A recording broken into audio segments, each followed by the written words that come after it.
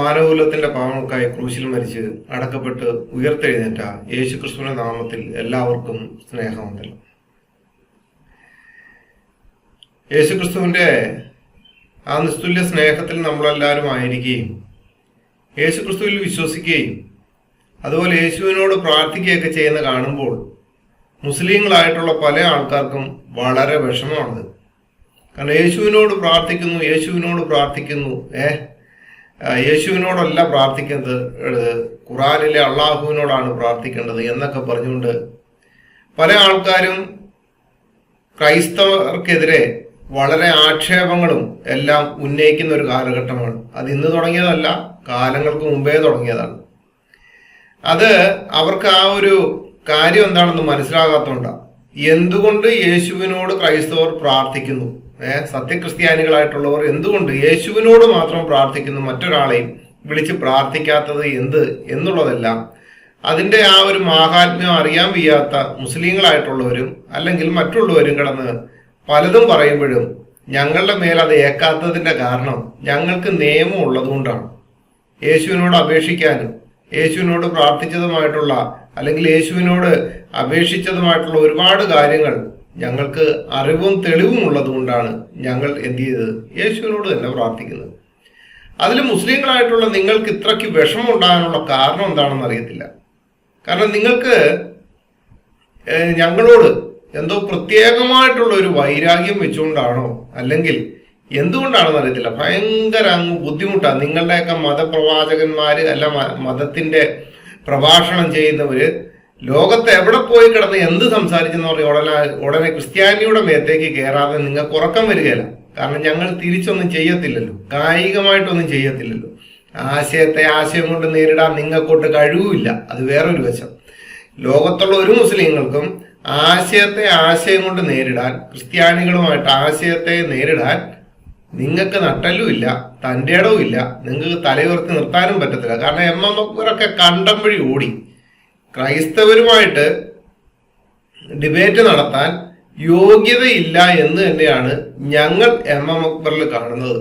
യോഗ്യതയുണ്ടെങ്കിൽ M അക്ബറൊക്കെ എന്നേ ഞങ്ങളുമായിട്ട് ഇസ്ലാമിന്റെ വിവരങ്ങൾ അറിയാവുന്ന വിഷയങ്ങൾ അറിയാവുന്നവരുമായിട്ട് ഡിബേറ്റിന് വന്നേനെ. വിഷയങ്ങൾ അറിയാൻ വയ്യാത്തവരുമായിട്ടൊക്കെ അവിടെ ഇവിടെയൊക്കെ പോയി കിടന്നിട്ട് അതും ഇതൊക്കെ സംസാരിച്ചിട്ടുണ്ട്. വിഷയങ്ങൾ അറിയാവുന്നവരുമായിട്ട് എം അക്ബർ ഡിബേറ്റ് നടത്തി അമ്പെ പരാജയപ്പെട്ടതും ഞങ്ങൾക്കറിയാം. മനസ്സിലായോ? അല്ലെന്നുണ്ടെങ്കിൽ ഞങ്ങളുടെ ഈ സംവാദത്തെ ഭയപ്പെട്ടുകൊണ്ട് എം അക്ബർ ഇങ്ങനെ കണ്ടം വഴി ഓടി നടക്കേണ്ട വല്ല കാര്യമുണ്ടോ? അതാണ് പറഞ്ഞത്. ആശയത്തെ ആശയം കൊണ്ട് നേരിടാൻ എം അക്ബർ എന്നല്ല, എം അക്ബറുടെ കൂട്ടത്തിലുള്ളവർക്കെന്നല്ല ഒരു മുസ്ലിമിനും സാധിക്കുകയില്ല എന്നുള്ളത് തന്നെയാണ്. അല്ലെന്നുണ്ടെങ്കിൽ നിങ്ങൾ സംവാദത്തിന് വരൂ, ഈ നിബന്ധന വെച്ചുകൊണ്ട് എം അക്ബറിനെ വിളിച്ചുകൊണ്ട് വരൂ, ഞങ്ങൾ റെഡിയാണ്. മനസ്സിലായോ? പക്ഷെ ഇന്നത്തെ വിഷയം മുസ്ലിങ്ങൾ മുഴുവനും മഹാശിർക്കിലകപ്പെട്ട് ജീവിക്കുന്നവരാണ്. ഒരു മുസ്ലിംകാർ തച്ചിന് നിന്നങ്ങ് പറയുകയാണ്, നമ്മൾ ഏതാണ്ട് ക്രിസ്ത്യാനികൾ വല്ലാണ്ട് അങ്ങ് ശിർക്കിലാണെന്ന് പറയും. ലോകം തുടങ്ങിയ കാലം എന്ത് ബോധമില്ലായ്മയാണ് എന്നുള്ളതുകൂടെ നിങ്ങൾ മനസ്സിലാക്കണം. ശിർക്ക് എന്നതാണ് ഈ മുസ്ലിമിന്റെ പ്രശ്നം. ആ മുസ്ലിമിന്റെ പ്രശ്നം എന്താണെന്ന് ഒന്ന് കേട്ടു നോക്കാം. അന്ന് റസൂലുള്ളാഹിന്റെ കാലത്ത് ഉണ്ടായിരുന്ന ഒരു ശിർക്ക് ഏതാണ് അറിയുന്നത്? ആ ശിർക്കാണ് ഇന്ന് നമ്മൾ ക്രിസ്തീയ സമൂഹത്തിൽ കാണുന്ന ശിർക്ക്. അതേതാ ശിർക്ക് സുഹൃത്തുക്കളെ? ഈസാ നബി അലൈഹി സ്വലാം നമുക്കൊരു പ്രവാചകനാണ്, അവർക്ക് ദൈവപുത്രനാണ്. ഈസാ നബി അലൈഹി സ്വലാമിന്റേതാണെന്ന് പറയുന്ന പ്രതിമകളെയും രൂപങ്ങളെയും ആരാധനാലയങ്ങളിൽ ഉണ്ടാക്കി അവർ പ്രാർത്ഥിക്കുന്നു, അതിന് ഭണ്ഡാരപ്പെട്ടി വെക്കുന്നു, നേർച്ച നടത്തുന്നു. ഈസാ നബി അലൈഹി സ്വലാമിന്റെ ജന്മദിനം അവർ ആഘോഷിക്കുന്നു. അപ്പൊ ഈസാ നബിനോട് വിളിച്ച് പ്രാർത്ഥിക്കുന്ന ആളോട് നമ്മൾ ചോദിക്കുകയാണ്, അള്ളാഹിനോട് യഹോവനോടല്ലേ പ്രാർത്ഥിക്കണ്ടു എന്ന് ചോദിച്ചാൽ അവർ നമുക്ക് പറഞ്ഞു തരും പോലെ വിശ്വാസം ദൈവപുത്രനാണ്, ദൈവം മനുഷ്യനായി അവതരിച്ചതാണെന്നൊക്കെ പറയാണോ സുഹൃത്തുക്കളെ? പ്രവാചകനാണെന്നല്ലേ നമ്മൾ വിശ്വസിക്കുന്നത്? ഓരോരുത്തർക്കും അവരവന്റെ വിശ്വാസങ്ങൾ ഉണ്ടാകാം. ഈസാ നബിന്റെ മോചിതത്വം മഹത്വവും മരിച്ചവരെ ജീവിപ്പിച്ചിട്ടുണ്ട്. ഈസാ നബി അലൈഹി സ്വലാം വെള്ളപ്പാണ്ട് സുഖപ്പെടുത്തിയിട്ടുണ്ട്, കാഴ്ചയില്ലാത്തവന് കാഴ്ച നൽകിയിട്ടുണ്ട്. ഈ മോചിതത്തൊക്കെ ഉള്ളതുകൊണ്ട് മോചിതത്തിൽ ഒരാളെ വിളിച്ച് പ്രാർത്ഥിക്കാൻ പറ്റുമെങ്കിൽ, കറാമത്തുള്ള ഒരാളെ വിളിച്ച് പ്രാർത്ഥിക്കാൻ പറ്റുമെങ്കിൽ, ഈസാ നബിയെ കാക്കണേ എന്ന് ഒരാൾ പ്രാർത്ഥിച്ച എന്താ തെറ്റ്? ഈസാ നബിയെ കാക്കണേ, മുഹമ്മദ് നബിയെ കാക്കണേ എന്ന് പറയാൻ ഒരു മുസ്ലിമിന് അനുവാദമില്ലെങ്കിൽ മറ്റൊരാളെ പറയാൻ പറ്റുമോ സുഹൃത്തുക്കളെ? പറ്റുമോ? ഇതൊക്കെ മനസ്സിലാവർ എത്ര ലളിതമാണ് സുഹൃത്തു. കേട്ടല്ലോ. അല്ല, എന്താണ് ഈ മഹാൻ ക്രിസ്ത്യാനികളിൽ കണ്ട ഏറ്റവും വലിയ ശിർക്ക്? എന്താണ് ശിർക്ക്? ഈസയെ മുസ്ലിങ്ങൾക്ക് പ്രവാചകനാണ്, പക്ഷെ ക്രിസ്ത്യാനികൾക്ക് ദൈവപുത്രനാണ്. അല്ലയോ മുസ്ലിയാരെ, ഖുറാനിൽ പറയുന്ന ഈസയുമായിട്ട് യേശു ക്രിസ്തുവിന് യാതൊരുവിധ ബന്ധവുമില്ല. ഇനി ഉണ്ടെന്നും പറഞ്ഞ് നടക്കുന്ന മഹാന്മാരായിട്ടുള്ള കുറെ എണ്ണം ഞങ്ങളുടെ കൂട്ടത്തിലും ഉണ്ട്, നിങ്ങളുടെ കൂട്ടത്തിലും ഉണ്ട്. നിങ്ങളുടെ കൂട്ടത്തിൽ പിന്നെ ഭൂരിപക്ഷം അത് തന്നെയാണ്. അതില്ലാതെ നിങ്ങൾക്ക് ഇസ്ലാം വളർത്താൻ പറ്റത്തില്ല. ഞങ്ങൾക്ക് എന്തൊക്കെയാണ് ഒരു അഭിപ്രായമുണ്ട്, എന്നെപ്പോലുള്ളവർക്ക് ഒരു അഭിപ്രായമുണ്ട്, യേശു ഈസയും രണ്ടാണെന്നുള്ളത്. മനസ്സിലായോ? പിന്നെ ഈ ദൈവത്തിന് ഒരു പുത്രൻ ഉണ്ടാകുന്നതിൽ നിങ്ങൾക്ക് വല്ലാത്ത വിഷമവും കണ്ണുകടിയും ഒക്കെയാണല്ലോ. അത് വല്ലാത്ത ഒരു ബുദ്ധിമുട്ടുമാണ്. ഇനി ദൈവപുത്രൻ മാത്രമല്ല ക്രിസ്തു, ദൈവവും കൂടാണ്. അതുകൂടെ നിങ്ങൾക്ക് മനസ്സിലാകണം. കാരണം ഒരു ദൈവവും ഇല്ലാത്തതിന്റെ പ്രശ്നമാണ് നിങ്ങൾക്കൊരു ദൈവ സങ്കല്പത്തിൽ, ദൈവത്തിനെ പറ്റി സങ്കല്പത്തിൽ ജീവിക്കുന്ന നിങ്ങളെപ്പോലുള്ള മുസ്ലിങ്ങൾക്ക് അതങ്ങനെ പറയാനേ പറ്റത്തുള്ളൂ. അത് നിങ്ങളുടെ കഴിവുകേടും ഗതികേടും ഒക്കെ ആണെന്നേ ഞങ്ങൾക്ക് പറയാൻ പറ്റത്തുള്ളൂ. മനസ്സിലായോ? കാരണം കാബയിൽ ഇരുന്ന അനേകരിൽ ഒരുവനായ അള്ളാഹു എന്ന് പറയുന്നതിനെ മാത്രം നിർത്തി ബാക്കിയുള്ളതിനെ നശിപ്പിച്ച് കളഞ്ഞിട്ട് ഒന്നിനെ മാത്രം നിർത്തി ആ നിർത്തിയതിന്റെ കൂട്ടത്തിൽ ജീവിക്കുന്ന നിങ്ങൾക്ക് ഇതൊരു വലിയ പ്രശ്നമുള്ളതായിട്ട് എനിക്ക് തോന്നുന്നില്ല. ശരിയല്ലേ? കാരണം ഞങ്ങൾക്ക് പറയാൻ ഒരു ദൈവമുണ്ട്. ആ ദൈവത്തോട് അപേക്ഷിച്ചു കഴിഞ്ഞാൽ ഞങ്ങൾക്ക് മറുപടി കിട്ടുകയും ചെയ്യും. പിന്നെ പറയുന്ന ഉസ്താദിന്റെ അല്ലെങ്കിൽ മുസ്ലിമിന്റെ പ്രശ്നമെന്ന് വെച്ച് കഴിഞ്ഞാല് വേറെ ഒന്നുമല്ല. പണ്ടാരപ്പെട്ടി വെക്കുന്നു, നേർച്ച ഇടുന്നു, അത് ഇടുന്നു, ഇതിടുന്നു, ജന്മദിനം ആഘോഷിക്കുന്നു എന്ന് വേണ്ട. പുള്ളിക്ക് ഇങ്ങനെ പദം പറഞ്ഞ് കരച്ചിലോട് കരച്ചിലാണ്. നിങ്ങൾക്ക് ആർക്കും പണ്ടാരപ്പെട്ടി ഇല്ലല്ലേ? ബർക്കത്തുകളുടെ വക, ബദ്രീങ്ങളുടെ വക എന്നൊക്കെ പറഞ്ഞുകൊണ്ട് അവിടെ ഇവിടെയൊക്കെ പണ്ടാരപ്പെട്ടി വെച്ച് ദാനം ആപത്തിനെ തടയുമെന്നൊക്കെ പറഞ്ഞുകൊണ്ട് ഈ പരിപാടി നടത്തുന്നതിലൊന്നും ഒരു കുഴപ്പമില്ല. നേർച്ചയൊന്നും നിങ്ങൾക്കില്ലല്ലേ? ഈ മറ്റേ കുടനേർച്ചയൊന്നും ഇല്ലേ നിങ്ങൾക്ക്? പാലക്കാടോട്ടിയല്ലേ, അവിടെ കാണാല്ലേ ചന്ദനക്കുടം. ആ വലിയ നേർച്ചയാണല്ലോ. അത് നേർച്ച പരിപാടിയൊന്നും ഇല്ലല്ലേ? ജന്മദിനം ആഘോഷിക്കുന്നുമില്ല നിങ്ങള്. ആ നബിദിനം എന്നും പറയുന്ന ഒരു പരിപാടിയൊക്കെ ഉണ്ട്. ഇടയ്ക്കൊക്കെ ഈ പച്ചക്കണ്ണാടി ഒന്ന് മാറ്റിയിട്ട് പുറത്തേക്കൊന്ന് ഇറങ്ങണം. മനസ്സിലായോ? പുറത്തേക്കൊക്കെ ഇറങ്ങിയിട്ട് മുസ്ലിയാരൊന്നും അങ്ങോട്ടും ഇങ്ങോട്ടും ഒക്കെ നോക്ക്. ആ സമയത്തൊക്കെ അവിടെ നബിദിനം നടക്കുന്നുണ്ടോ, ഉന്തം നടക്കുന്നുണ്ടോ, ചന്ദനക്കുടം നടക്കുന്നുണ്ടോ, അമിട്ട് പൊട്ടിക്കുന്നുണ്ടോ, ആനനെ കൊണ്ടുവരുന്നുണ്ടോ, ചെണ്ട പൊട്ടുന്നുണ്ടോ, കലാപരിപാടിയൊക്കെ നോക്ക്. വെടിക്കെട്ട് വരെയുണ്ട് നിങ്ങൾക്ക്. ഇതൊന്നും നിങ്ങളുടെ കണ്ണിലേക്ക് വരത്തില്ല. കാരണം എന്താ? ഞങ്ങളുടെ നെഞ്ചത്തേക്ക് എപ്പോഴും വേണേലും കയറാം. കാരണം ഞങ്ങൾ തിരിച്ച് കായികമായിട്ട് നേരിടാൻ വരത്തില്ലല്ലോ. ആശയം കൊണ്ടേ നേരിടത്തുള്ളൂ. ആശയമായിട്ട് നേരിടുമ്പോഴത്തേനും നിങ്ങളൊട്ട് കണ്ടമൊഴി ഓടുകയും ചെയ്യും. അതല്ലേ നിങ്ങളുടെ വിഷയം? ഇതൊക്കെയാണ് മുജാഹിദിന്റെ പ്രശ്നം. മനസ്സിലായോ? ഇതൊക്കെയാണ് മുജാഹിദിന്റെ പ്രശ്നം. അതിന്റെ ഇടയ്ക്കൂടെ മുജാഹിദ് വേറൊരു കാര്യം കൂടെ പറഞ്ഞു. എന്തുവാ? പ്രാർത്ഥന അല്ലെങ്കിൽ സഹായം തേടേണ്ടത് ആരോടാണെന്ന്. അത് നിങ്ങൾ ശരിക്കും കേട്ടായിരുന്നോ? ഇത് ഒന്നുകൂടെ കേട്ടു. ഈസാ നബിയോട് വിളിച്ച് പ്രാർത്ഥിക്കുന്ന ആളോട് നമ്മൾ ചോദിക്കാണ്, അള്ളഹാനോട് യഹോവനോടല്ലേ പ്രാർത്ഥിക്കണ്ടു എന്ന് ചോദിച്ചാൽ അവർ നമുക്ക് പറഞ്ഞു തരും പോലെ വിശ്വാസം. ദൈവം ആരോടാണ് സഹായം തേടേണ്ടത് അല്ലെങ്കിൽ പ്രാർത്ഥിക്കേണ്ടത്? ആരോടാ? അല്ലാഹു അല്ലെങ്കിൽ യഹോവയോട്. ശരിയല്ലേ? ഇത് ഈ ക്ലബ് ഹൗസിൽ കുറെ ഞാനൂലുകളുണ്ട് നിങ്ങളുടെ കൂട്ടത്തിൽ പറ്റിയ. ഭഗത്, കൺസെന്റ് നിസു, അതേപോലെ കുറെ എണ്ണം ഉണ്ട്. ഈ സോഷ്യൽ മീഡിയയിലൊക്കെ ഉള്ളതാണ്. അവരോട് വിളിച്ചിട്ട് പറയണ അള്ളാഹു തന്നെയാണ് യഹോവ എന്ന് കേട്ടോ, ഒന്ന് വിളിച്ചു പറയണേ. പക്ഷെ ഞങ്ങളത് വിശ്വസിക്കുന്നില്ല. അത് വേറൊരു കാര്യം. ഇനി ഞങ്ങളുടെ കൂട്ടത്തിലും കുറെ എണ്ണം നടപ്പുണ്ട്. ഹാജി പോളിനെ പോലുള്ള കുറെ എണ്ണം, JKV, പ്രദീപ് ലൂക്സാമ്, ഇങ്ങനെയൊക്കെയുള്ള കുറെ എണ്ണം നടപ്പുണ്ട് ഇതിനെ രണ്ടിനെ ഒന്നാക്കാൻ വേണ്ടി. അത് നിങ്ങൾക്ക് വേണ്ടി ചേടിവേല ചെയ്യുന്ന ആൾക്കാരാണ്. മനസ്സിലായി? നിങ്ങൾക്ക് വേണ്ടി ചേടിവേല ചെയ്യാൻ എല്ലാ കാലത്തും ക്രിസ്ത്യാനിറ്റിന്ന് കുറെ എണ്ണം കാണാം. ആ കൂട്ടത്തിൽ പെട്ട ജന്മങ്ങളാണ് ഇതും. അതുകൊണ്ട് പിന്നെ അതും കുഴപ്പമില്ലല്ലോ. അപ്പം ആരോടാണ് പ്രാർത്ഥിക്കേണ്ടത്? അല്ലെങ്കിൽ യഹോവയോട്, അല്ലെങ്കിൽ അള്ളാഹുവിനോടൊക്കെ. ഇങ്ങനെയും കള്ളം പറഞ്ഞു നിൽക്കാൻ ഇസ്ലാമികൾക്കല്ലാതെ ലോകത്താർക്കും പറ്റത്തില്ല എന്നുള്ള കാര്യം കൂടെ നിങ്ങൾ ശ്രദ്ധിക്കണം, മനസ്സിലാക്കിക്കണം. കാരണം ഒരു നാവിൽ നിന്ന് മധുരവും കയ്പും ഒരുപോലെ ഉണ്ടാക്കാൻ പറ്റുന്ന ടീമുകൾ ലോകത്തുണ്ടെങ്കിൽ അത് മുസ്ലിങ്ങളല്ലാതെ വേറെ ആരുമില്ല. പിന്നെ താങ്കളുടെ ആ വിഷമം, നിങ്ങളെപ്പോലുള്ള മുസ്ലിങ്ങളുടെ വിഷമം ഒന്ന് തീർത്തേക്കാം. ഇത്രേ ഉള്ളൂ. യേശുവിനോട് പ്രാർത്ഥിക്കാൻ കാരണം എന്താണെന്ന് ചോദിച്ചു കഴിഞ്ഞാൽ, യേശു പറഞ്ഞു അപേക്ഷിക്കുവിൻ ഞാൻ ഉത്തരം തരാമെന്ന്. അതാണ് ക്രിസ്ത്യാനികളായിട്ടുള്ള സത്യക്രിസ്ത്യാനികളായിട്ടുള്ളവർ യേശുവിനോട് പ്രാർത്ഥിക്കുന്നതും അപേക്ഷിക്കുന്നതും. മനസ്സിലായോ? അത് നിങ്ങൾ മനസ്സിലാക്കണം. ഇല്ലാന്നുണ്ടെങ്കിൽ വല്ലപ്പോഴും ബൈബിൾ എടുത്തൊന്ന് വായിച്ചാൽ മതി. ബൈബിളൊക്കെ തൊടാൻ നിങ്ങൾക്ക് പറ്റത്തില്ലല്ലോ. മുസ്ലിങ്ങളുടെ പുസ്തകമാണല്ലോ. തൊട്ട് കഴിഞ്ഞാൽ പണിയാണല്ലോ അല്ലേ? കാരണം അതിൻ്റെ അകത്തുള്ള ജീവന്റെ വചനം ചിലപ്പോൾ നിങ്ങളുടെ ഹൃദയത്തിൽ കയറി മരിച്ചു കിടക്കുന്നതിനെ എന്ന് വെച്ച് കഴിഞ്ഞാൽ അടിമയായിട്ട് കിടക്കുന്നതിനെ ദൈവമക്കളാക്കി തീർത്താലോ എന്നുള്ള ഭയം കാരണമാണ് മുസ്ലിങ്ങൾ അത് വായിക്കാത്തതെന്ന് പറയുന്നത്. അപ്പൊ ഞാൻ പറഞ്ഞു വന്നതിന് തെളിവ് ഞാൻ തരാം. യോഹന്നാന്റെ സുവിശേഷം 14 അധ്യായന്റെ 13 മുതൽ 14 വരെ വായിച്ചു കഴിഞ്ഞാൽ കാണാം. നിങ്ങൾ എന്റെ നാമത്തിൽ അപേക്ഷിക്കുന്നതൊക്കെയും പിതാവ് പുത്രനിൽ മഹത്വപ്പെടേണ്ടതിന് ഞാൻ ചെയ്തു തരും. നിങ്ങൾ എന്റെ നാമത്തിൽ എന്നോട് അപേക്ഷിക്കുന്നതൊക്കെയും ഞാൻ ചെയ്തു തരും. കർത്താവായ യേശുക്രിസ്തു വിശുദ്ധ വേദപുസ്തകത്തിന്റെ അകത്ത് നേരിട്ട് പറഞ്ഞ വാക്യങ്ങളാണ്. മനസ്സിലായോ? ഇവിടെ പറയുന്നത് എന്താണ്? ഞാൻ ചെയ്തു തരുമെന്ന്, യേശു ചെയ്തു തരുമെന്ന് പറഞ്ഞ് അപേക്ഷിക്കാൻ. ആരോട്? പിതാവിനോട് അപേക്ഷിക്കുന്നതാണെങ്കിലും പിതാവ് പുത്രനിൽ മഹത്വപ്പെടേണ്ടതിന് ഞാൻ ചെയ്തു തരുമെന്ന് തന്നെയാണ് പറഞ്ഞിരിക്കുന്നത്. നിങ്ങൾ എന്റെ നാമത്തിൽ എന്നോട് അപേക്ഷിക്കുന്നതൊക്കെ ഞാൻ ചെയ്തു തരുമെന്ന് തന്നെയാ പറഞ്ഞത്. വേറെ ആരും ചെയ്തു തരുമെന്നല്ല പറഞ്ഞിരിക്കുന്നത്, യേശു തന്നെ ചെയ്തു തരുമെന്നാണ് പറഞ്ഞിരിക്കുന്നത്. മനസ്സിലായോ? അപ്പം പ്രാർത്ഥനയ്ക്ക് ഉത്തരം നൽകാൻ കഴിവുള്ളവൻ ആരാ? നിങ്ങളുടെ വിശ്വാസം അനുസരിച്ച് ദൈവമാണെന്നുണ്ടെങ്കിൽ ഞങ്ങളുടെ വിശ്വാസം അനുസരിച്ച് യേശു ദൈവം തന്നെയാണ്. ഇനിയും വേണോ വാക്യം? എന്നാ കേട്ടോ. യോഹന്നാന്റെ സുവിശേഷം 16 അധ്യായം 23-24. അന്ന് നിങ്ങൾ എന്നോടൊന്നും ചോദിക്കയില്ല. ആമേൻ ആമേൻ ഞാൻ നിങ്ങളോട് പറയുന്നു, നിങ്ങൾ പിതാവിനോട് അപേക്ഷിക്കുന്നതൊക്കെയും അവൻ എന്റെ നാമത്തിൽ നിങ്ങൾക്ക് തരും. ഇന്ന് വരെ നിങ്ങൾ എന്റെ നാമത്തിൽ ഒന്നും അപേക്ഷിച്ചിട്ടില്ല. അപേക്ഷിപ്പിൻ, എന്നാൽ നിങ്ങളുടെ സന്തോഷം പൂർണ്ണമാകും വണ്ണം നിങ്ങൾക്ക് ലഭിക്കും. മനസ്സിലായോ? ആരുടെ നാമത്തിൽ അപേക്ഷിക്കാനാ പറഞ്ഞത്? അപേക്ഷിക്കുന്നതൊക്കെയും അവൻ എന്റെ നാമത്തിൽ നിങ്ങൾക്ക് തരുമെന്നാ പറഞ്ഞിരിക്കുന്നത്.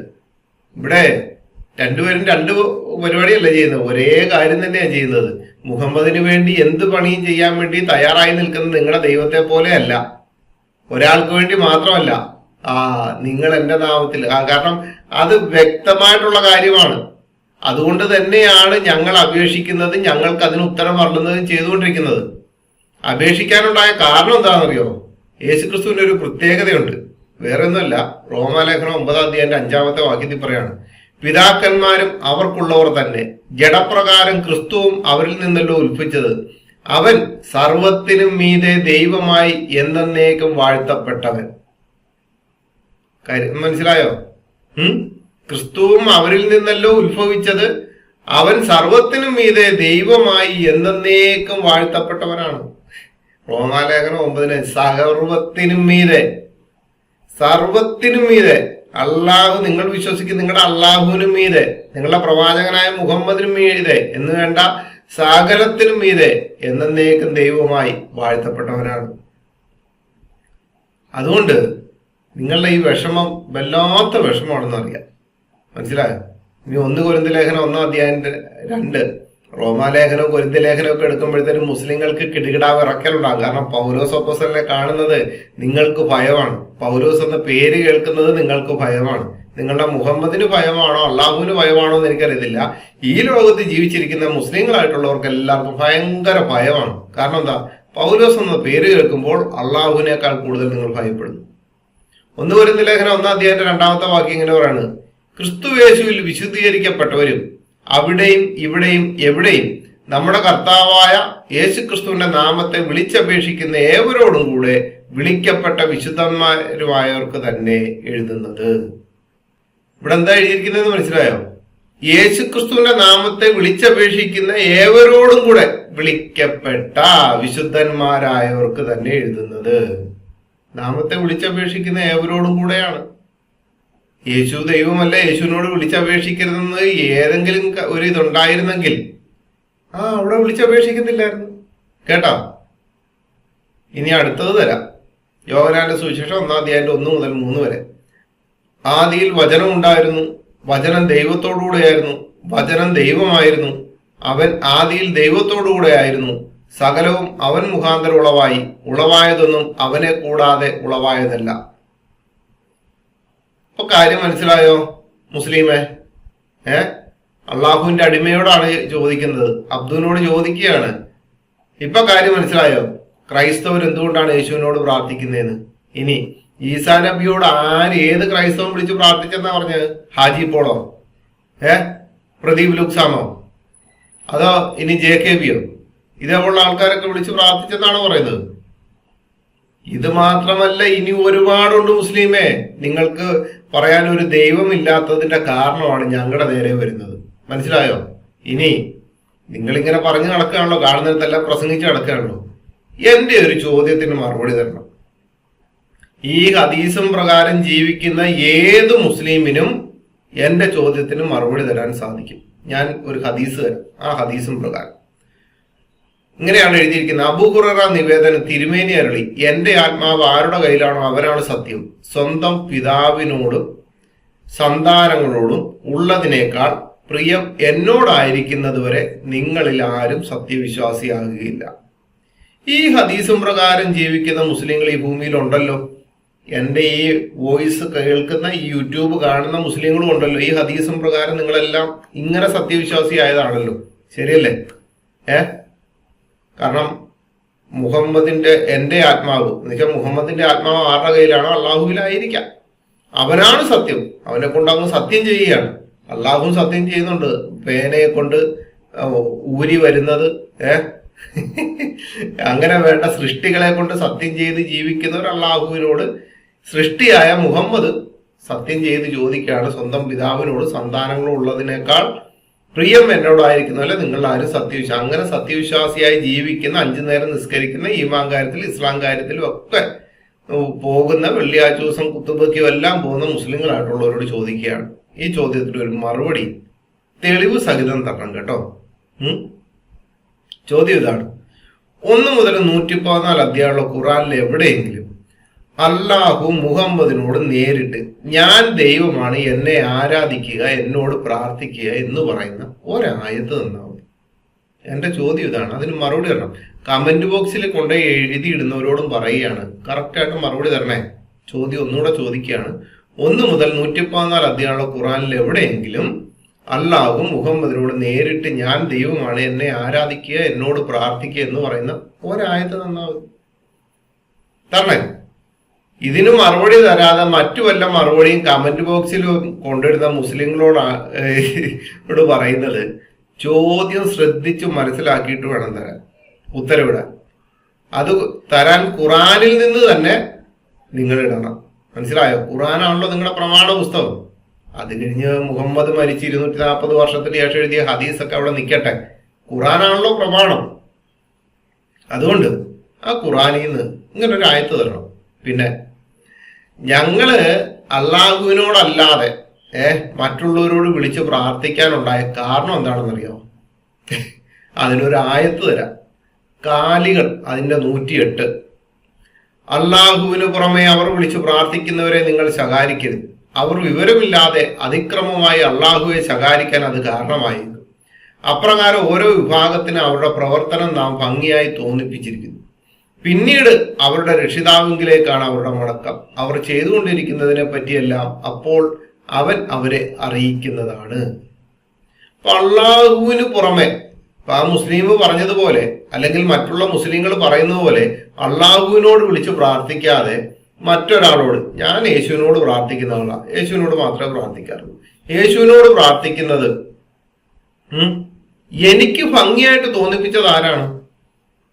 ക്ലബ് ഹൗസിൽ പലരോടും ചോദിച്ചു, ഞാൻ ഈ ആയത്ത് വെച്ച് ചോദിച്ചപ്പോഴത്തേന് അവർ പറഞ്ഞു ഇബിലീസ് ആണ് നിങ്ങൾക്ക് അള്ളാഹുവിനോടല്ലാതെ മറ്റൊരാളോട് പ്രാർത്ഥിക്കാൻ ഭംഗിയായിട്ട് തോന്നിപ്പിക്കുന്നത് ഇബിലീസ് ആണ്, ഇബിലീസ് ആണ്, ഇബിലീസ് ആണെന്ന് അവർ 100 പ്രാവശ്യം പറഞ്ഞതിന് ശേഷം ഞാൻ ഈ ആയത്തൊന്ന് വായിക്കാൻ പറയും. അപ്പൊ അവർ വായിച്ചിട്ട് പറയും ഇതിലെന്താ കുഴപ്പം? അപ്പോൾ ഞാൻ ചോദിക്കും, ഇതിൽ ആരാണ് എന്റെ ജീവിതത്തിൽ ഞാൻ യേശുവിനോട് പ്രാർത്ഥിക്കാൻ ഭംഗിയായിട്ട് തോന്നിപ്പിക്കുന്നത് ആരാണ് എന്ന് ചോദിക്കുമ്പോഴത്തേന് അവര് പറയാം അത് ഇബിലീസ് ആണ്.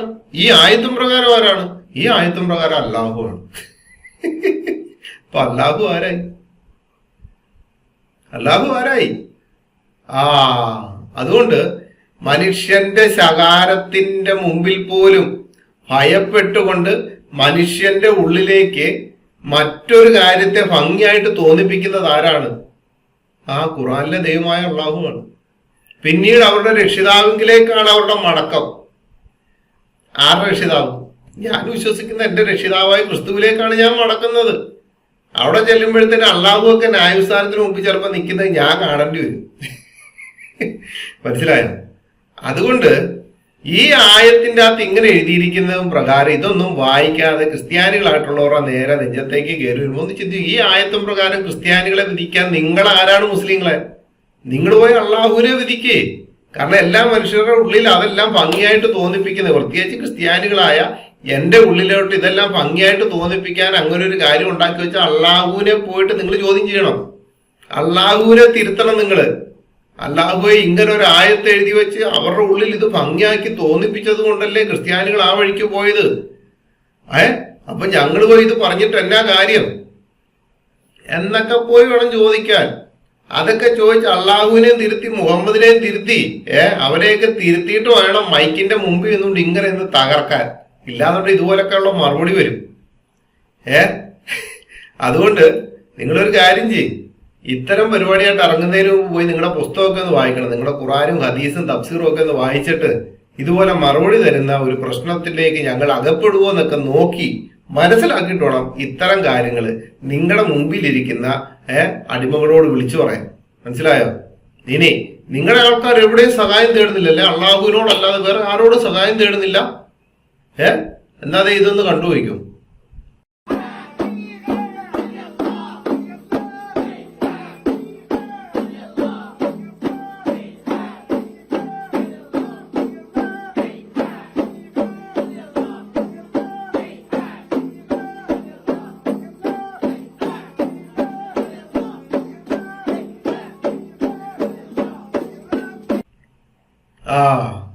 നിങ്ങളുടെ ഈ അള്ളാഹുവിനെ അല്ലേ ഈ സ്വന്തം ശരീരം കീറി മുറിച്ച് അള്ളാഹുവിനെ പ്രസാദിപ്പിക്കുകയാണ്.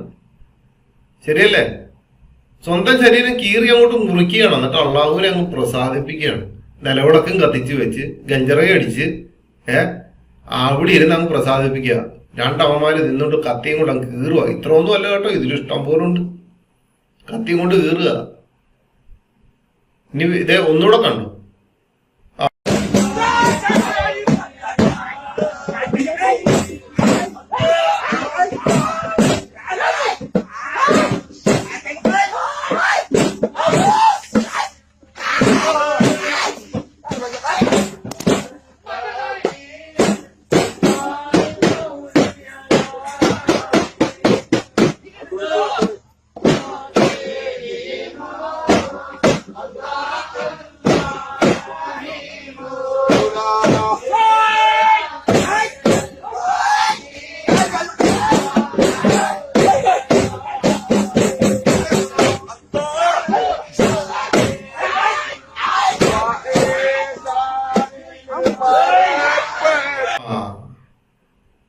എങ്ങനെയുണ്ട്? അങ്ങ് കീറുക, രണ്ടെണ്ണം അങ്ങ് മസിൽ പിടിച്ച് നിൽക്കുക, അങ്ങോട്ടും ഇങ്ങോട്ടും അങ്ങ് കീറുകയാണ്. തമ്മിൽ അങ്ങ് കുത്തുമായിരുന്നെങ്കിലോ റാത്തീബിനിടയിൽ രക്തസാക്ഷിയായെന്ന് വന്നേന്. മനസ്സിലായോ? അല്ല, ഞാൻ ഒരു കാര്യം ചോദിച്ചോട്ടെ, നിങ്ങളുടെ കൂട്ടത്തിലുള്ളവർ തന്നെയല്ലേ തലയെ തൊപ്പിയും വെച്ച് അടുത്തോട്ട് മുണ്ടും എടുത്ത് ദഹ്മുട്ടും അടിച്ചുകൊണ്ട് ഈ കുത്തി കീറുന്നത്? അപ്പൊ നിങ്ങളുടെ ആൾക്കാർ തന്നെയല്ലേ അവര് നിങ്ങളുടെ ദൈവമായ അള്ളാഹുവിനോട് വിളിച്ചു പ്രാർത്ഥിക്കുകയാണ്. അപ്പൊ നിങ്ങളുടെ കൂട്ടത്തിലുള്ള അവരെ തിരുത്താനാണോ എളുപ്പം, അതോ അതിന് പുറത്തിരിക്കുന്ന ക്രൈസ്തവരെ തിരുത്തുന്നതാണോ എളുപ്പം? അതിനുവേണ്ടിയല്ലേ നിങ്ങൾ പരിശ്രമിക്കേണ്ടത്. നിങ്ങൾ പരിശ്രമിക്കേണ്ടത് ആദ്യമേ എന്താണ് ചെയ്യേണ്ടത്? ആദ്യമേ നിങ്ങളുടെ പ്രവാചകന്റെ വിശ്വാസത്തിൽ നിൽക്കുന്ന, നിങ്ങളുടെ അള്ളാഹുവിനോട് പ്രാർത്ഥിക്കുന്ന, 5 നേരം നിസ്കരിക്കുന്ന അവരോട് പോയിട്ടിടാ ഈ കത്തിയും കൊണ്ട് ഇങ്ങനെ ഒന്നും കുത്തി കീറല്ലേ, ഇത് മീൻ വരയുന്നതൊക്കെ ഇങ്ങനെ വരഞ്ഞുകൊണ്ടിരിക്കുകയുള്ളൂ, ഇത് ശരിയല്ല, ഇത് ഇസ്ലാമിലുള്ളതല്ല എന്ന് പോയി നിങ്ങൾ പോയി ആദ്യമേ അത് തിരുത്ത്. ക്രൈസ്തവരായ ഞങ്ങളുടെ നേരെ വരുന്നതിന് മുമ്പ് അതല്ലേ എളുപ്പം. അതാകുമ്പോഴത്തേന് പെട്ടെന്ന് വഴിവെട്ടാൻ പറ്റും. ഇവിടുന്ന് അങ്ങോട്ട് വരണമെന്നുണ്ടെങ്കിൽ ശകലം പാടാണ്. വന്നവരൊക്കെ അവിടെ പെട്ടു നിൽക്കണം, അത് വേറൊരു വശം. ശകലം പാടാണ്. അപ്പൊ അതല്ലേ വേണ്ടത്. ഇനി മരിച്ച് മൺമറഞ്ഞു പോയവരോട് കിടന്നോട് സഹായം തേടും. ഏതാ സഹായം എന്നറിയോ? അതേ കേട്ടോ, അങ്ങ് മദീനത്ത് കിടക്കുന്ന തങ്ങള് സാധുക്കളാണ് തങ്ങള്. ഞങ്ങളെ സദസ് കാണുന്നല്ല തങ്ങള്, ഞങ്ങളെ അവസ്ഥ കാണുന്നല്ല തങ്ങള്. ഇത്ര മണിക്കൂറായി വന്നിരിക്കുന്ന തങ്ങള്, ഞങ്ങളെ വിഷമമറിയുന്ന തങ്ങള്, ഞങ്ങളെ ബേജാററിയുന്ന തങ്ങള്. ഞങ്ങൾക്ക് പരിഹാരം വേണം തങ്ങള്. വിഷമങ്ങളുണ്ട് തങ്ങള്, പ്രയാസങ്ങളുണ്ട് തങ്ങള്, പ്രായമായ പെൺമക്കളുണ്ട് തങ്ങള്, ഒരുപാട് കടമുണ്ട് തങ്ങള്. ഇത്രയോ കാര്യം റബ്ബിനോട് ഞങ്ങൾ എണ്ണി പറഞ്ഞല്ലോ തങ്ങള്. ഇതിനൊക്കെ ഞങ്ങൾക്ക് ഫത്ഹ് വേണം തങ്ങള്, വിജയം വേണം തങ്ങള്, ഇജാബത്ത് വേണം തങ്ങള്. ഞങ്ങൾ ദോഷികളാണ് തങ്ങള്, പാപികളാണ് തങ്ങള്. പാവങ്ങളൊക്കെ അള്ള പൊറുക്കണം തങ്ങള്, റെക്കമെൻഡ് ചെയ്യണം തങ്ങള്. സഹായിക്കണ തങ്ങള്, കൈപിടിച്ച് രക്ഷിക്കണ തങ്ങള്, ഞങ്ങൾ വഷളാക്കല്ല തങ്ങള്, ഉമ്മത്തീങ്ങളോട് സ്നേഹമുള്ള തങ്ങള്, അവിടുത്തെ സ്നേഹിച്ച് കൂടിയവരാണ് തങ്ങള്, ഇത്ര ദൂരത്തുനിന്ന് വന്നവരാണ് തങ്ങള്, ഇത്ര മണിക്കൂറായിരിക്കുന്നു തങ്ങള്, കരുണയുടെ നോട്ടം വേണം തങ്ങള്, അവിടുത്തെ പൊരുത്തം വേണം തങ്ങള്, ഞങ്ങൾ ഹായിബാക്കല്ല തങ്ങള്, ഞങ്ങൾ സാധുക്കളാണ് തങ്ങള്, ഞങ്ങളെ കൈവടിയല്ല തങ്ങള്, അത്താണിയായ തങ്ങള്, ഞങ്ങളെ കൈവടിയല്ല തങ്ങള്, സാധുക്കളാണ് തങ്ങള്, ഞങ്ങൾക്ക് വേണ്ടി റെക്കമെൻഡ് ചെയ്യണ തങ്ങള്, അവിടുത്തെ ശുപാർശ കൊണ്ട് ഞങ്ങൾ രക്ഷപ്പെടും തങ്ങള്, ഞങ്ങൾ രക്ഷപ്പെടും തങ്ങള്, ഞങ്ങൾ രക്ഷപ്പെടും തങ്ങള്, മുത്തീങ്ങൾ രക്ഷപ്പെടാൻ ആഗ്രഹമുള്ള തങ്ങള്, ഞങ്ങൾ ഉമ്മയായ തങ്ങള്, ഉപ്പയായ തങ്ങള്, താണിയായ തങ്ങള്, സാധുക്കളാണ് തങ്ങള്, ലൈലത്തുൽ ഖദ്ർ പ്രതീക്ഷിച്ചവരാണ് തങ്ങള്, ഞങ്ങൾക്കത് വേണം തങ്ങള്, ഞങ്ങൾക്കത് വേണം തങ്ങള്, ഞങ്ങൾക്കത് വേണം തങ്ങള്, ഞങ്ങൾക്കത് വേണം തങ്ങള്, ഞങ്ങൾക്കത് വേണം തങ്ങള്, വാങ്ങിത്തരണ തങ്ങള്, വാങ്ങിത്തരണ തങ്ങള്,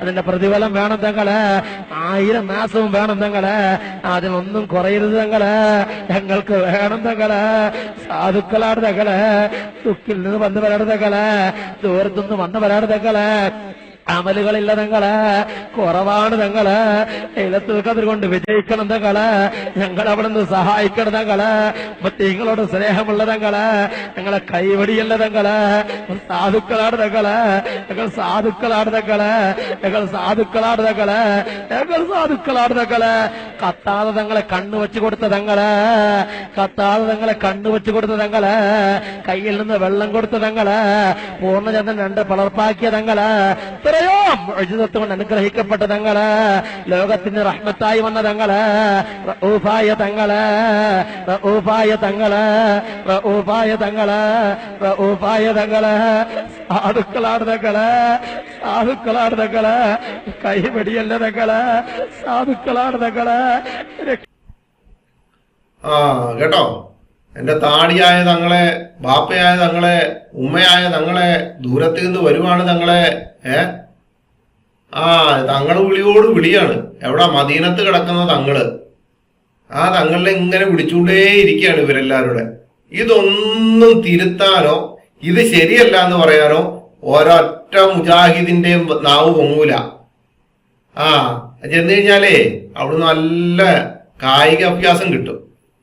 മനസ്സിലായോ? അപ്പൊ റാത്തീബൊക്കെ നേരെ സ്റ്റേജിൽ നടക്കും. കസേരമൊക്കെ ചരിത്രമൊക്കെ കിടപ്പുണ്ടല്ലോ. ഈ തൗഹീദിന്റെ വിഷയത്തിൽ സംവാദത്തിന് പോയിട്ട് കസേരയൊക്കെ പറഞ്ഞു നടന്ന ചരിത്രങ്ങൾ കിടപ്പുണ്ടല്ലോ. അതുകൊണ്ട് കായികമായിട്ട് അവർ നേരിടും. ഞങ്ങളുടെ നേരെ നിങ്ങൾ വരുന്നതിന്റെ കാരണം എന്താ അറിയോ? ആശയപരമായിട്ട് ഞങ്ങളുമായിട്ട് സംവാദം നടന്നു കഴിഞ്ഞാൽ നിങ്ങൾ പരാജയപ്പെട്ടു പോകുന്ന MM അക്ബറിനും കൂട്ടർക്കും വ്യക്തമായിട്ട് അറിയാവുന്നത് കൊണ്ട് തന്നെയാണ് നിങ്ങൾ വരാത്തത്. അതുകൊണ്ട് എവിടെയൊക്കെ എന്നിട്ട് സ്റ്റേജ് വലിച്ചു കെട്ടി നിന്നുകൊണ്ട് ഈ തകർക്കലാണ്. എന്നിട്ട് കിടന്നു പറയും ഈസാ നബി, യേശു ക്രിസ്തു, ഇതാണ് ഇവർ അവരോട് സഹായം തേടുന്നു, അത് ചെയ്യുന്നു, ഇത് ചെയ്യുന്നു എന്ന് പറഞ്ഞുകൊണ്ട് നിങ്ങൾ കിടന്ന് ബഹളം വെക്കുന്നതിന്റെ കാരണം എന്താ അറിയാം? നിങ്ങൾ ആശയപരമായിട്ടൊരു സംവാദത്തിന് ഞങ്ങളുമായിട്ട് വരത്തില്ല. MM അക്ബർ ഒരു കാരണവശാലും ഞങ്ങളുമായിട്ടൊരു സംവാദത്തിന് അല്ലെന്നുണ്ടെങ്കിൽ ഇത്രയും കാര്യങ്ങൾ എഴുതി വെച്ചിട്ട് എത്ര വർഷമായി.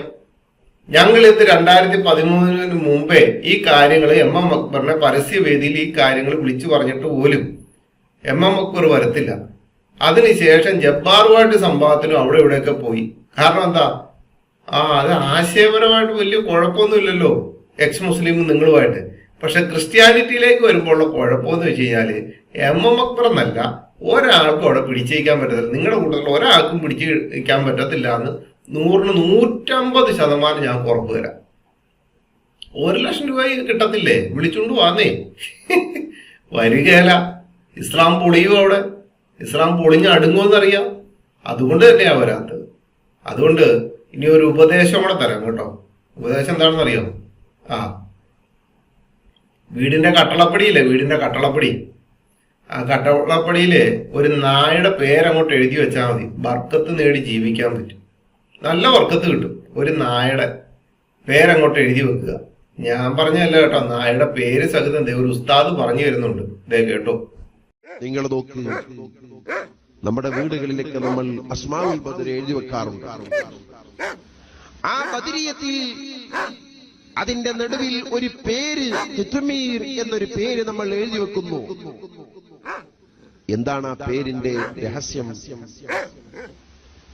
അത് ഒരു നായയുടെ പേരാ.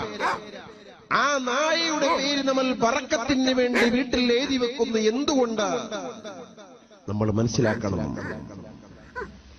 മനുഷ്യരല്ലാത്ത, ബുദ്ധിയില്ലാത്ത, തൊട്ടാൽ 7 പ്രാവശ്യം കഴുകേണ്ട ഒരു ജീവിയായ നായ, ആ നായയുടെ പേര് നമ്മൾ വീട്ടിൽ ബർക്കത്തിന് വേണ്ടി എഴുതി വെക്കുന്നു. മഹാന്മാർ പറഞ്ഞിട്ടുണ്ട്, അത് എഴുതി വെച്ചാൽ അതുകൊണ്ട് ബർക്കത്തുണ്ടാകും വീട്ടിൽ. കേട്ടോ, യേശുക്രിസ്തുവിന്റെ നാമത്തിൽ ഞങ്ങൾ അപേക്ഷിക്കുന്നത് ഞങ്ങൾക്ക് തന്ന് ഞങ്ങൾക്ക് നല്ല അനുഗ്രഹങ്ങൾ കിട്ടുന്നതിൽ വിഷമമുള്ള മുസ്ലിയാരോടും മുസ്ലിങ്ങളോടും പറയുകയാണ്, പോയി ഈ മുസ്ലിയാർ പറഞ്ഞതുപോലെ വീടിന്റെ മുമ്പിൽ ആ നായയുടെ പേരങ്ങോട്ട് എഴുതി വെച്ചിട്ട് ബർക്കത്ത് നേടി ജീവിക്കാൻ നോക്ക്. അള്ളാഹുവിൽ നിന്ന് കിട്ടുന്നതിനേക്കാൾ വലുതാണല്ലോ നായിൽ നിന്ന് കിട്ടുന്നത്. നായയുടെ പേര് എഴുതി വെച്ച, മനസ്സിലായോ? അങ്ങനെ ബർക്കത്ത് നേടി ജീവിക്കും. ഇങ്ങോട്ട് കയറി വരാൻ നിൽക്കണ്ട. ഇങ്ങോട്ട് കയറി വന്നു കഴിഞ്ഞാൽ ഇതുപോലെ ബർക്കത്തും ഒക്കെ ആയിട്ട് നായയുടെ പേരുമായിട്ട് നിങ്ങൾ ബർക്കത്തിന് വേണ്ടി അവിടെ ഇവിടെയൊക്കെ എഴുതി വെച്ച് ജീവിക്കേണ്ടി വരും. മനസ്സിലായോ? അതുകൊണ്ട് ഞങ്ങൾക്ക് നല്ല അനുഗ്രഹങ്ങളും നല്ല കൃപകളും നല്ലതും തരാൻ ഞങ്ങളുടെ കർത്താവായ യേശുക്രിസ്തുവുണ്ട്. അതുകൊണ്ടാണ് പറഞ്ഞത്, നിങ്ങൾ എന്റെ നാമത്തിൽ അപേക്ഷിക്കുന്നതൊക്കെയും പിതാവ് പുത്രനിൽ മഹത്വപ്പെടേണ്ടത് ഞാൻ ചെയ്തു തരും. നിങ്ങൾ എന്റെ നാമത്തിൽ എന്നോട് അപേക്ഷിക്കുന്നതൊക്കെ ഞാൻ ചെയ്തു തരുമെന്ന് പറഞ്ഞ ജീവനുള്ള ദൈവമായ ക്രിസ്തുവിനെ വിളിച്ച് അപേക്ഷിക്കുന്നതിൽ ഞങ്ങൾക്ക് ലജ്ജയില്ല. നിങ്ങൾക്ക് പോയൊരു നായയുടെ പേര് എഴുതി വെച്ച് കഴിഞ്ഞാൽ അവിടുന്ന് ബർക്കത്ത് കിട്ടുമായിരിക്കും. ഞങ്ങൾക്ക് നായയിലൂടൊന്നും ബർക്കത്ത് കിട്ടത്തില്ല. ഞങ്ങൾക്ക് ക്രിസ്തുവിലൂടെ അല്ലാതെ വേറെ എവിടുന്നും കിട്ടുകയില്ലാന്ന് ഞങ്ങൾക്ക് ഉറപ്പുണ്ട്. നിങ്ങൾക്ക് അങ്ങനല്ല. നിങ്ങൾക്ക് മുള്ളും ഉരുക്കും മൂർക്കം പാമ്പ് എന്തു വേണ്ട എല്ലാത്തിനോടും കടന്നുകൊണ്ട് അപേക്ഷ വെച്ച് ഇങ്ങനെ സഹായം തേടി കുറെ ആൾക്കാരോട് വിളിച്ചത് കണ്ടില്ലേ? ഞങ്ങൾ എത്ര നേരമായിട്ട് നിൽക്കുന്നത് ഞങ്ങളെ നേരെ ഒന്ന് നോക്കണേ, തങ്ങളെ മരിച്ചു മണ്ണടിഞ്ഞ് കിടക്കുകയാണ്, നോക്കണേ തങ്ങളെ എന്നും പറഞ്ഞുകൊണ്ട് ഈ നിലവിളിയാണ്, ദുആ തേടുകയാണ്, ദുആ ചെയ്യുവാണ്. ഞങ്ങൾക്കൊന്നുമില്ലെങ്കിൽ ഞങ്ങളുടെ കർത്താവായ യേശുക്രിസ്തു എന്റെയും നിങ്ങളുടെയും ഭൂമിയിലെ സകല മനുഷ്യരുടെയും പാപങ്ങൾക്കായിട്ട് ക്രൂശിൽ മരിച്ചു, അടക്കപ്പെട്ടു, ഉയർത്തെഴുന്നേറ്റ് ഇന്നും ജീവിച്ചിരിക്കുന്നു. ആ ജീവിച്ചിരിക്കുന്ന ക്രിസ്തുവിനോട് വിളിച്ചപേക്ഷിക്കുന്നതോടൊപ്പം നിങ്ങൾക്ക് ബുദ്ധിമുട്ടോ?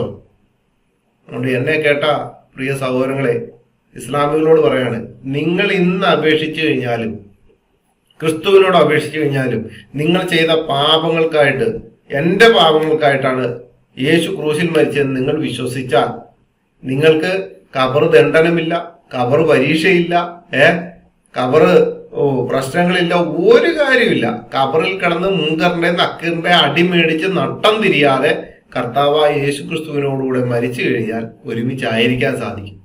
ഇത് വെറുതെ ഇത്രയും നാൾ 5 നേരം നിസ്കരിച്ച് ഇതെല്ലാം കഴിഞ്ഞ് നേരെ ഖബറിലേക്ക് ഇറക്കി ചെന്ന് അവിടെ ഖബർ പരീക്ഷണം, ഖബർ ശിക്ഷ, ഖബർ ദണ്ഡനം എന്ന് വേണ്ട ഇത് മൊത്തം കഴിഞ്ഞ് കാഹള ഊതുന്ന കാലം വരെ ഇവന്മാർ രണ്ടുപേരും നിന്നുകൊണ്ട് നല്ല അടി അങ്ങോട്ട് അടിച്ച് ഒരു പരുവാക്കി. എന്തിനാ ഈ പരിപാടിക്ക് നിൽക്കുന്നത്? ഇത്രയ്ക്ക് ഖബറിലിട്ട് അടിക്കുന്ന ഒരു കൂട്ടര് വേറെ ഉണ്ടോ? ഇവന്മാർക്ക് രണ്ടുപേർക്ക് കണ്ണും കാണത്തില്ല, ചെവിയും കേൾക്കത്തില്ല. ഇവരെങ്ങനെയാണ് ഈ നിന്നുകൊണ്ട് അടിക്കുന്നത്? അടിമേടിക്കാൻ നിങ്ങളുടെ ഈ ബുദ്ധി ഭയങ്കര ജ്ഞാനമാണ്. എമ്മക്കറോ ജ്ഞാനമുള്ള തലയാണ് പടച്ചവൻ തന്നത്. ഭയങ്കര എല്ലാം ഓർത്ത് ഈ തലയിലല്ല അവരെ കൂടെ എടുത്തിട്ട് അടിക്കുന്നത്. പക്ഷെ ഞങ്ങൾക്കൊരു കാര്യമുണ്ട്, ഞങ്ങൾ മരിച്ചു കഴിഞ്ഞാൽ ക്രിസ്തുവിലേക്കാണ്. അടിയും പിടിയും ബഹളമൊന്നുമില്ല. അവിടെ സകല മനുഷ്യരെയും ന്യായം വിധിക്കുന്ന ജീവനുള്ള ക്രിസ്തുവിലേക്ക് നിങ്ങൾ തിരിയുക. ആകാശത്തിന് കീഴിൽ മനുഷ്യർക്കിടയിൽ രക്ഷിക്കപ്പെടുവാൻ ഏകനാമം കർത്താവായ യേശുക്രിസ്തുവിന് നിന്റെ രക്ഷ, ആത്മാവിന്റെ രക്ഷ നഷ്ടപ്പെട്ടു പോകാതെ നിൽക്കാൻ കർത്താവായ യേശുക്രിസ്തു അല്ലാതെ വേറെ ആരുമില്ല. എന്നെ കേട്ടവരോട് പറയണം, നിങ്ങൾ ആരെങ്കിലും കർത്താവിനെ രക്ഷകനാഥനുമായി സ്വീകരിച്ചിട്ടില്ല എന്നുണ്ടെങ്കിൽ നിങ്ങൾ സ്വീകരിക്കുക. ജീവനുള്ള ദൈവമായ ക്രിസ്തു നിങ്ങളുടെ ജീവിതത്തിൽ സദാസമയം നിങ്ങൾക്ക് വേണ്ടി എല്ലാ അനുഗ്രഹങ്ങളും ചെയ്യുന്നതാണ്. പ്രത്യേകിച്ച് മുസ്ലിങ്ങളോട് പറയുകയാണ്, ഖബറിന്റെ അകത്ത് പോയി അടിമേടിക്കുന്നതിനേക്കാൾ നല്ലത് ക്രിസ്തുവിനോടുകൂടെ ചേരുന്നതാണ്. ആ കർത്താവായ യേശു ക്രിസ്തുവിൽ വിശ്വസിച്ച് നിങ്ങളുടെ ജീവിതത്തിൽ ഹൃദയം കൊണ്ട് വിശ്വസിച്ച് അതരം കൊണ്ട് ഏറ്റുപറഞ്ഞ് നല്ലൊരു ജീവിതം മുമ്പോട്ട് നയിക്കട്ടെ എന്ന് പറഞ്ഞുകൊണ്ട് എന്റെ വാക്കുകളെ നിർത്തുന്നു. ദൈവം അനുവദിച്ചാൽ അടുത്ത എപ്പിസോഡിൽ നമുക്ക് വീണ്ടും കാണാം. ദൈവം ധാരാളമായി എല്ലാവരെയും അനുഗ്രഹിക്കട്ടെ.